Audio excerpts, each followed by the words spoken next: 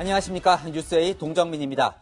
이 검찰이 국방부와 계룡대 육군본부를 압수수색했습니다.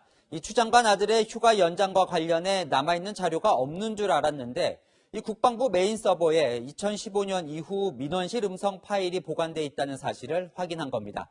이제 관심은 2017년 추 장관 아들의 1차 휴가 마지막 날 민원실 음성 파일 내용입니다. 그날 추미애 장관 부부 중 한 명이 민원을 했다는 의혹이 제기돼 왔었죠. 추 장관은 어제 본인은 전화한 적이 없다고 부인을 했는데요. 검찰은 이 녹취 파일 확보에 주력하고 있습니다. 첫 소식 이은우 기자입니다.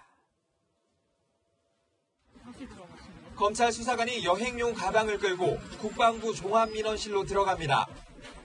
추미애 법무부 장관 아들의 휴가 미복귀 의혹을 수사 중인 검찰이 국방부에 대한 압수수색에 나선 겁니다.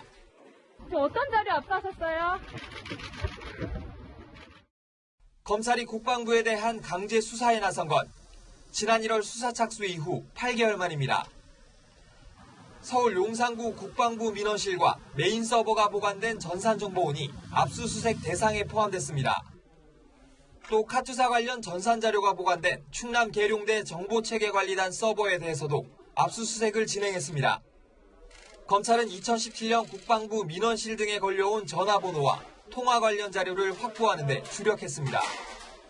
추 장관 부부 중 한 명과 보좌관 등은 지난 2017년 서 씨의 휴가 연장과 관련해 국방부 민원실 등에 여러 차례 전화를 걸었다는 의혹을 받고 있습니다.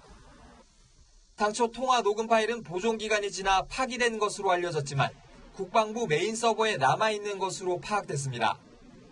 검찰은 확보한 자료를 분석해 서 씨 휴가 관련 민원 전화를 건 게 누군지 확인할 예정입니다. 또 통화가 단순 민원을 넘어 청탁이나 압박으로 볼 만한 부분이 있는지도 따져볼 계획입니다. 채널A 뉴스 이은우입니다. 그런데 국방부는 그동안 민원실로 누가 전화했는지 확인이 안 된다는 식으로 해명을 해왔습니다. 이 통화 기록이 남아있는 걸 몰랐던 건지 모른 척 한 건지 군의 답변 태도가 도마에 올랐습니다. 정다은 기자입니다.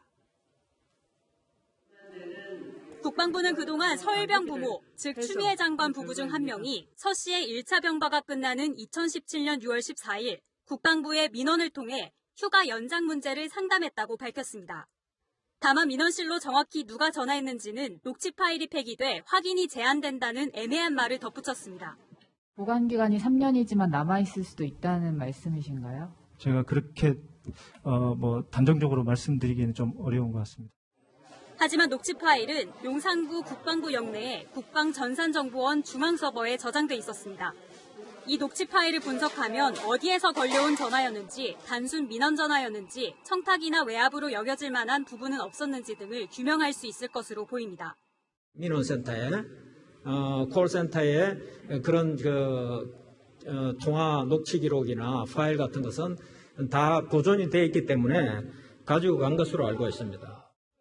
정치권 일각에서는 군이 추 장관과 정권의 눈치를 보느라 녹취 파일의 존재를 쉬쉬하는 바람에 오해를 자초한 측면이 크다고 보고 있습니다. 채널A 뉴스 정다은입니다.